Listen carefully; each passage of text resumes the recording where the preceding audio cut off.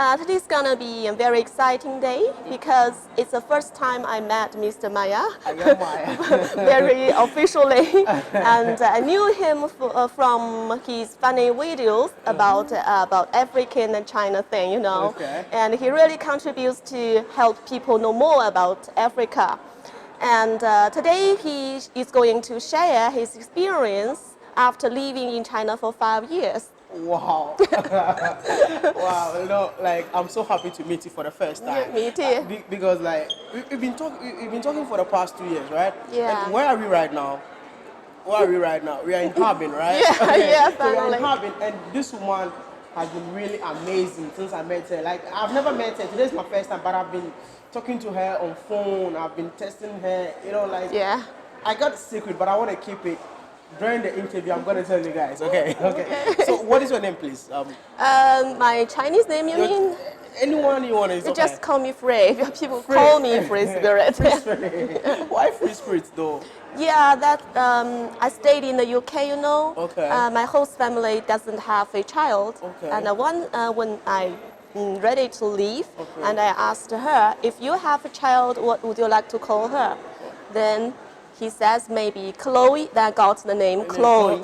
And you know his address, email address, and he used the name Freespirit. So that's the reason I got this name. You know, so today I'm just gonna share my 5 years experience in China. Yeah. And after living in China for the past 5 years, I learned that I never knew I was black until I came to China. Yeah. I never knew I was black until I came to China. Why am I saying this? Because like sometimes I do videos, I prefer saying that I'm black instead of saying I'm African or something. People say stop saying that you're black because you're an African, but actually when I came to China, everybody points out at me and be like, here and here and here. And any black man, whether you're coming from Africa, whether you're coming from anywhere, Chinese person sees you, the thing that he's going to say is like, here and.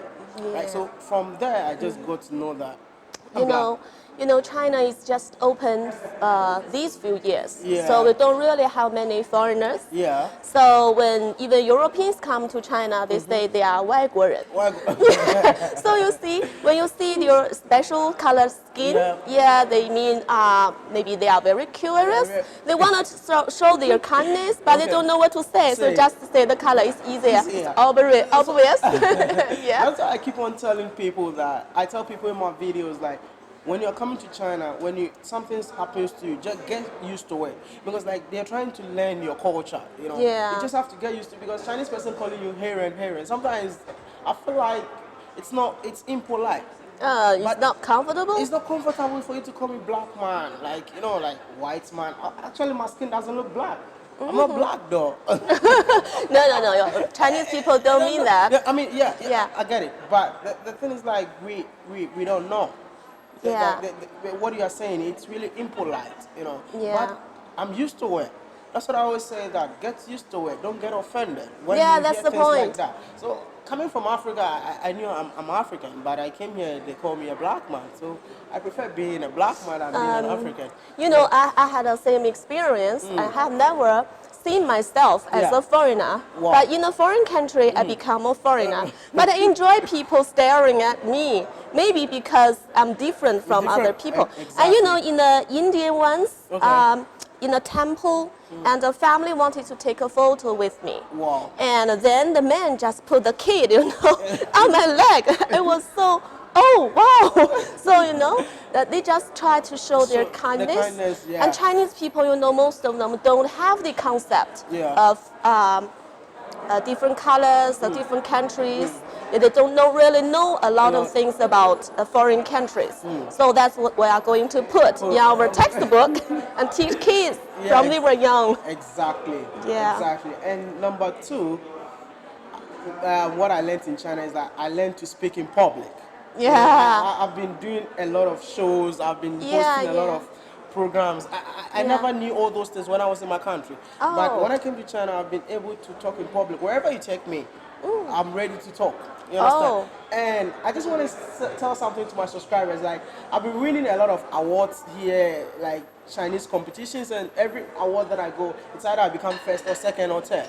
Yeah. And they don't know who writes those speeches for me, you know. The person who have been writing these speeches for me is here. You know, I've never met her before. Today's my first time.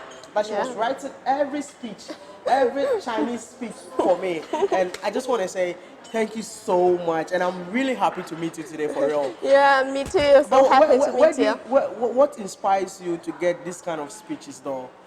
As a teacher, we have teaching competitions Okay. almost every year. Okay. And we're just trying to show others what we do in the classroom so that everybody can see and discuss and learn from each other. Wow. That's one way to improve ourselves. yourself. So in other fields, we work in the same way.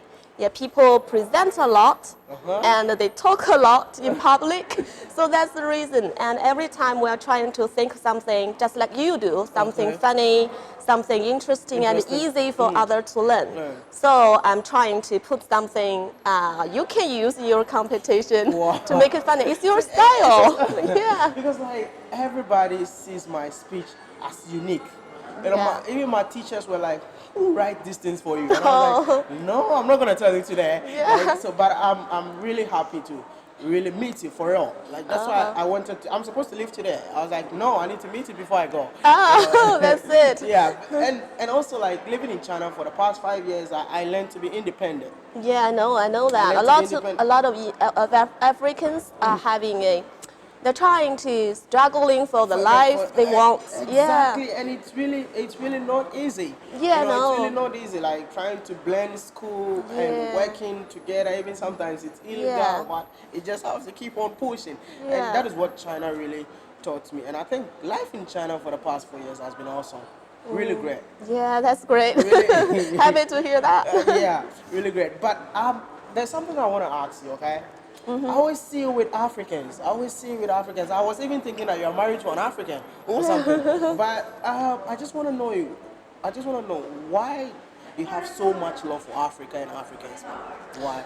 The fact is, I have other foreign friends. They are from maybe Australia, Austria, and Colombia, and and any other countries. Yeah. But they are not a community, you know. Community, yeah. Yeah, that's one thing I like about Africans. Okay. You know, when one people is ill in our hospital, every other people, all the people from African, if they know it, if they're from the same country, Okay. yeah, it's everybody's responsibility Responsibility. to take care of her, cook for her, or does housework, everything. You know, it's a kind of community.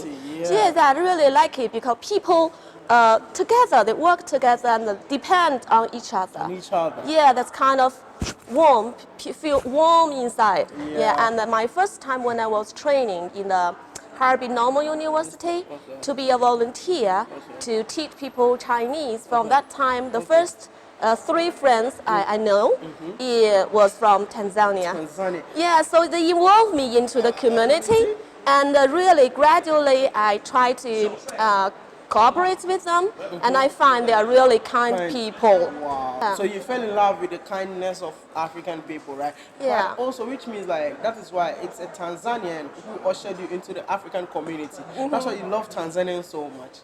Yeah, because when I know Tanzania the first time, I just searched internet. At that time, I was almost naive about the continent, you know. And the more I knew about it, I find there are a lot of cultural things about the mountains, the lakes, and they have natural parks, animal immigrations. You know, it's kind of. It's my dream place. Someday I will travel there.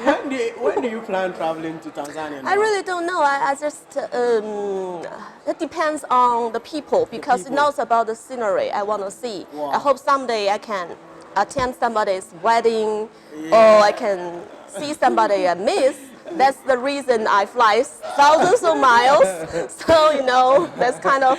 But before I go, I want to know, like, do you know any word or any sentence in Tanzanian language? That's Swahili, right? Tanzania speaks Swahili. Do you know any sentence or phrase or maybe a word in Swahili or something? Yeah, you know, I tried. Oh, okay. You know, I first fisted once. You know, the guy he gave me a gift, a T-shirt. A T-shirt. Yeah, here animal, and then the language. Okay. And say they taught me some, and I can only remember several words Several like words. Pawa, Pawa, Mambo, Naku Panda. Everyone knows Nakupenda. Yeah.